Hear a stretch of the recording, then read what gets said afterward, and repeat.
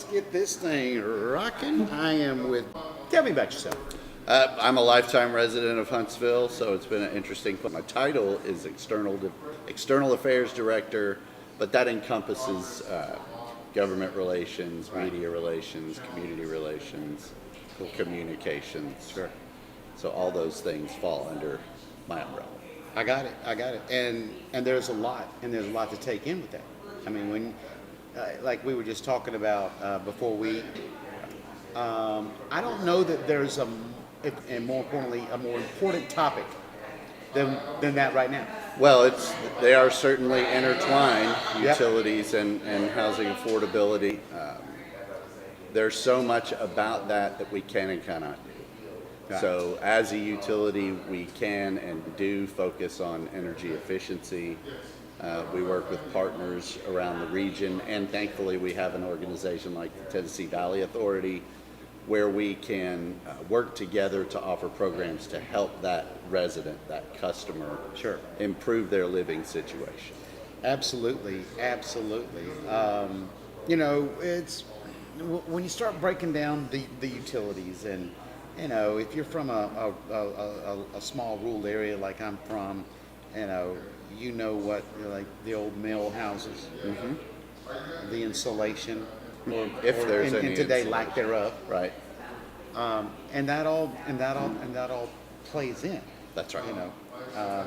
And over my career, I've had so many people come to me and said, "Well, what can be done about this?" Like I was telling the gentleman that came on before. I mean, it's not that I'm making this up, or I read it somewhere, I Googled it somewhere. I literally seen it, a 6, 7, or higher power bill.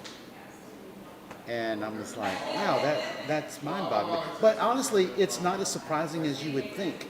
So alternatives to addressing these issues is so critical. Tell me about that.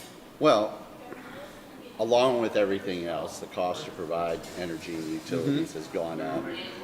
For a municipal utility like Huntsville Utilities, we're cost to serve. So we have to move with those increasing costs. We don't have a choice. Right. I think a lot of people believe that most utilities are some big, money-making corporate. Speak for IOUs because I know Sure. very little about their business model. Municipal IOUs because I know Sure. very little about their business model. Municipal utilities and cooperative utilities, it's breaking even is the goal. Yeah. So we work hard to provide these services at cost, but when we see materials costs increase as high in some cases as 400% in the course of 5 years. Yeah. That is unprecedented, and our customers, our residents, bear that burden. Absolutely. Now, is it fair to say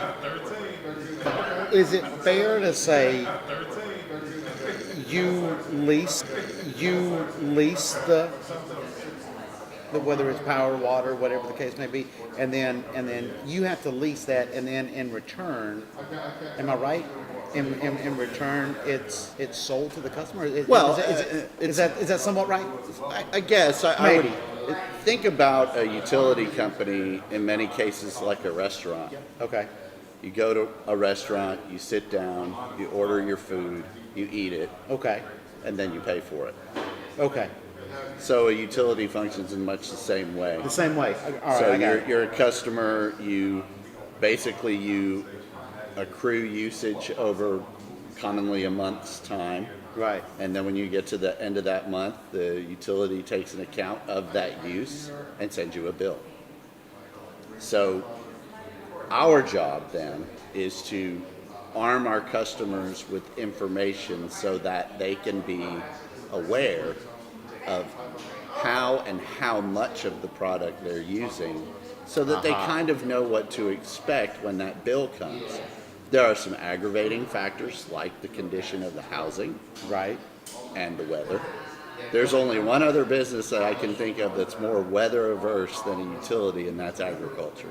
True. And so everything that happens to our customer in terms of usage, it's often driven by weather and or the condition of their living space. Okay.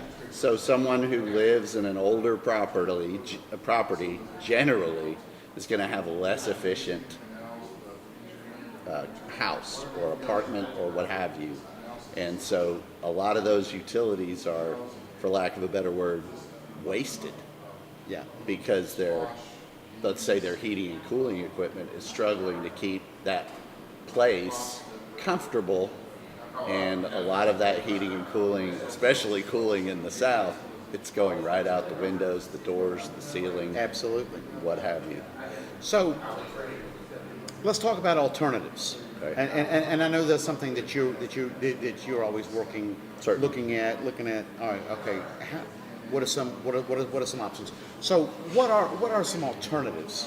Well, most people around the state have a community action agency Okay. that serves their area that runs the weatherization program.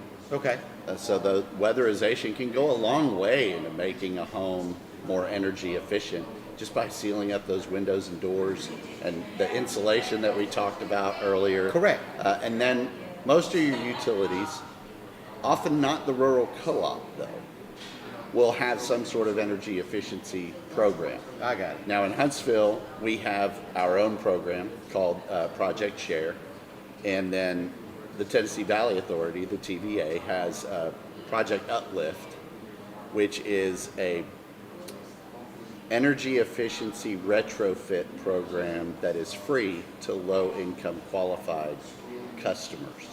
So you apply for the program, and if you qualify, then those upgrades up to a certain amount, I think the amount right now is around $18,000 to $20,000, driven by the cost increases of materials, Right. is free to that customer. So that includes things like windows and doors, heating and cooling equipment, sometimes appliances like a water heater or a refrigerator. Okay. So what happens there is, in our case, the utility company goes and does an energy audit of that residence, and then it spits out a report. Here are the things that need to be done to improve the efficiency of this residence. So the auditor and the property occupant, because it's not always owner occupied, sometimes it's rental. Sure. Will decide how they best get to a 25% or better energy efficiency savings through these improvements. And again, for that qualified customer, this is free. Right. And that's something that's funded through the TVA. I'm pretty sure all the local power companies in the TVA footprint Right. participate, but in Huntsville, we're number one or number two year in and year out. I can see that. I can absolutely see that. So right now we're in. I don't know what the future, where the economy is Yeah. driving this. I don't know if it's like okay, we're at that peak, and now we're going to see it kind of come off, or if we haven't even had the peak yet. I don't know the answer to that, and I don't know anybody that does. To be quite honest. But I think it's so important. I'm so proud that organizations like you are looking at these alternatives to where they can make it at least manageable. Right. For and when you're talking about like either senior citizens or a 22, 20, 23-year-old that just bought their first home. Right. These alternatives are going to be so important. Certainly. I mean, there's not much to add other than that we want to be a utility company that offers solutions and opportunities for our customers that need help. And again, as it's a little challenging for a municipal utility, we're a unit of government, and so that limits us in some ways. Correct. So we have to find organizations to partner with to bring that assistance to customers that could have access to it, which they might not otherwise have without that relationship. Exactly. And those relationships are critical moving forward. No matter where we are. We're here in the great state of Alabama. That's right. By the way. And it is imperative. It is imperative, whether you're in a more progressively metro area such as the Huntsville, or if you're more in a more Rural. textbook rural area. That's right. Everybody's dealing with the same things. And so the vision is going to be so important. And I'm very impressed with how you're laying out the vision for what you guys do. We're proud to be that type of partner in our community. We're certainly in a position to collaborate with other utilities that are interested in providing something for their customers. In Alabama's a electric regulated state, so Yep. we're not competing for territory.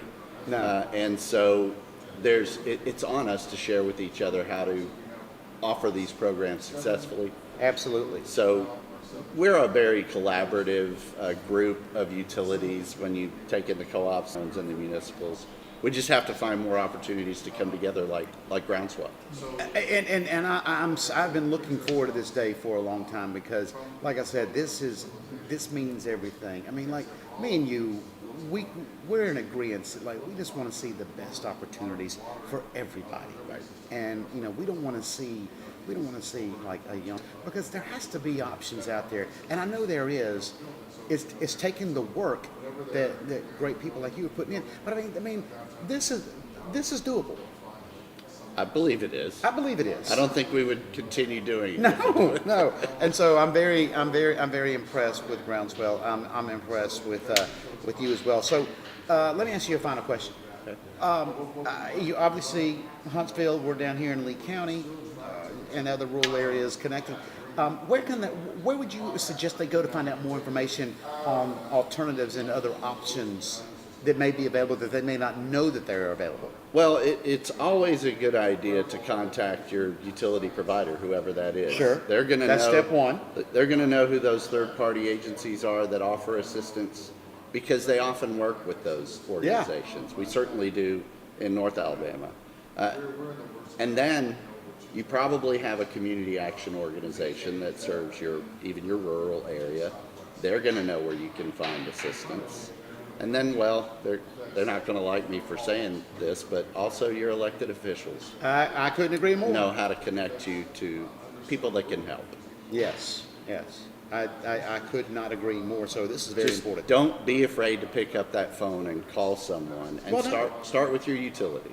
Absolutely. This is very helpful, and like I said, I want everybody to have the information that they need, and say, listen. I know Thank you we're in for a that. very tough time right now, but it's not the world beating up on you. There are options. Correct. There are options, and look, as long as you got options, you got a shot. That's right. That's it, buddy. That's it. All right. Hey, listen, friend. Thank you so much. Thanks very and much. I look forward to visiting Huntsville. It is on fire, man. So Yes, much good we stuff could- that's coming out of We Huntsville. could put that fire out a little bit. That'd be okay. Anyway, I love it. Hey, listen. Thank you for being here today, and great conversation. And like you said, ladies and gentlemen, start off with your utility provider.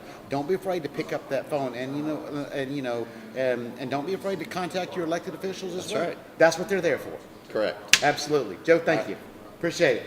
We'll be back later on, folks. All right, Joe, thank you. All right, no problem. I could hear my phone going off while we were